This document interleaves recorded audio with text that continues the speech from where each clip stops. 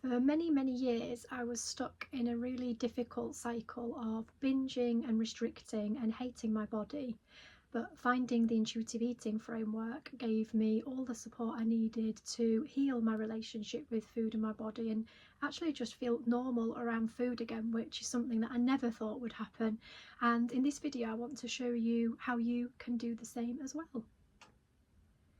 And if you don't know who I am, my name's Georgina Wright and I'm an intuitive eating counsellor, and in my previous life I was a physiotherapist for many years. I spent such a long time hating my body, and finding the path forwards through intuitive eating completely transformed my life. And the aim of this channel is to give you as much support and help as I can so that you can get exactly the same results. So the exact framework that I use to heal my relationship with food and body and actually just feel normal around food again is the self-care evidence-based framework of intuitive eating. For those of you that don't know what that framework involves, I'm just going to overview it in this video so you can get a bit better idea of what it involves and how that may then be able to support you as well. And the main thing to point out before getting into the framework is that healing doesn't happen overnight. Often when we come to this work, we might have spent many years dieting and not liking our bodies, and have got all sorts of different patterns around food, and that does take time to heal. But the good news about this work is that once you've taken the framework on board, it's really supportive, it's really gentle, and it creates a wonderful sense of safety within yourself, which for some people, including myself, that's not a feeling that happened very often during those dieting years. And the more that you practice the principles within the framework, the more confidence you get and the more you're able to start trusting your body again. So the first principle I think is the most important one, and that's rejecting diet culture. So many of us go on autopilot with dieting. I know I did for lots and lots of years, and I was always chasing the next diet, thinking that would be the answer to me feeling good about myself again. I always wanted to pursue weight loss, and I always thought that if it failed, it really was my fault. And what happens when you look at the framework in intuitive eating, when we explore dieting, it just starts to help you shift that understanding and realise that diets are actually quite a big problem, and it's not you that's failed anything, it's the diets that fail you. And there's a lot of money that gets made in the dieting industry, so a lot of people profit off the vulnerabilities of those that partake in the diets. We've also got societal pressure to take into account as well, because especially with social media, there's so much comparison out there, and in the society we're living in at the moment, unfortunately, the thin ideal is a very real thing. And the sort of dangling carrot of that is that if you just can be thin, then suddenly your life will be perfect, and you'll have the job you want, the career you want, the partner you want, and you can really get carried away with the fantasy of what you think being in a thin body will bring you.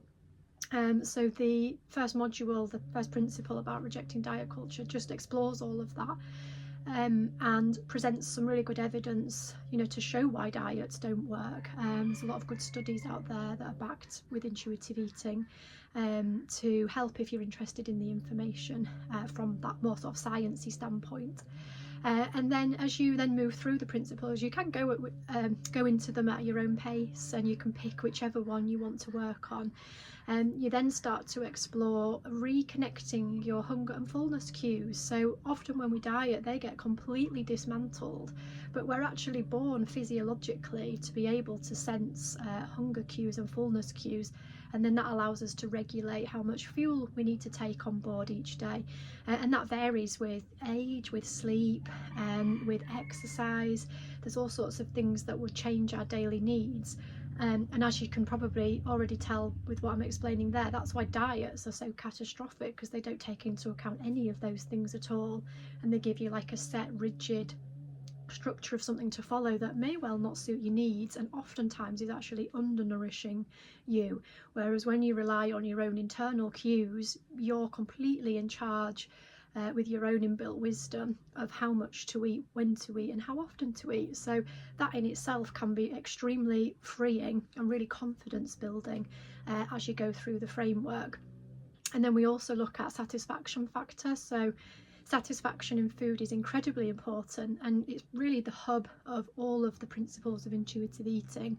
And the sort of evidence around looking at what is satisfying for you really helps if you struggle with overeating and binge eating. Then actually exploring truly satisfying foods is a fantastic way to help regulate the volume of food that you're eating, but without controlling it, by coming more into that understanding of trust. Then you'll move into an area around making peace with food and challenging the food police. So that's looking at all the different rules that you've made up along the way that you've believed to be true. I did exactly the same. For example, not eating carbs after 6 p.m. or not eating at all after a certain time. Food combining, there's so many different things that can affect the food rules that we have, and often the more rules we have, the more we actually sabotage them, because it's another form of restriction, and that often leads to a sort of rebellious eating pattern. Making peace with food is sort of along the same line. When we take foods that we think are bad through different food rules off that pedestal and we start to eat them regularly, and you can do this in a very structured way as well so that it doesn't feel overwhelming, then those foods start to lose their allure, and again they can then be part of your eating choices without feeling fear around them and without overeating or binging on them. Another couple of parts of the framework that are really important are respecting your body. So looking at the part that body image plays in how we view our relationship with food and ourselves. And the key message to give you about how this framework supports you with that is the fundamental value that you don't have to love your body in order to accept yourself, and aiming towards a neutral approach to your body and respecting it is really the outcome that you would get from this work. If you then go on to do more work and that does become a part of it, then that's fine, but you don't have to love your body in order to be able to respect it. And for myself, that was really profound in my own work that I did when I was healing my relationship with food and my body. And it's very freeing when you can approach it with that different belief and mindset. And then emotional eating is just got a principle all of its own, because it affects so many people.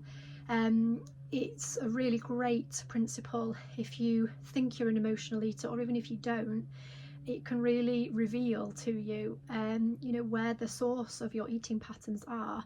Sometimes when you come to this work, you're just not sure why you're eating the way you're eating, and this framework really just helps to kindly guide you to explore with compassion and understand what are the root causes of your eating, and how are they serving you? Are they beneficial, or are they actually detrimental? And then the final two principles of the framework are where we look at movement and nutrition. So once you've done the main areas of healing, the actual relationship towards food, you can then bring that focus into moving your body. But again, it's more in line with moving your body for what brings you joy, moving your body in a way that you genuinely find enjoyable, rather than thinking that it's something you have to do, or that there's a certain gym program that you must do, or it just helps you to key more into what feels good for you individually.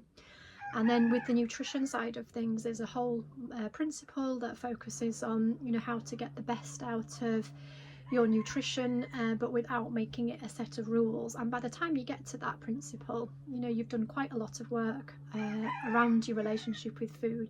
That one just slots in nicely towards the end of the process.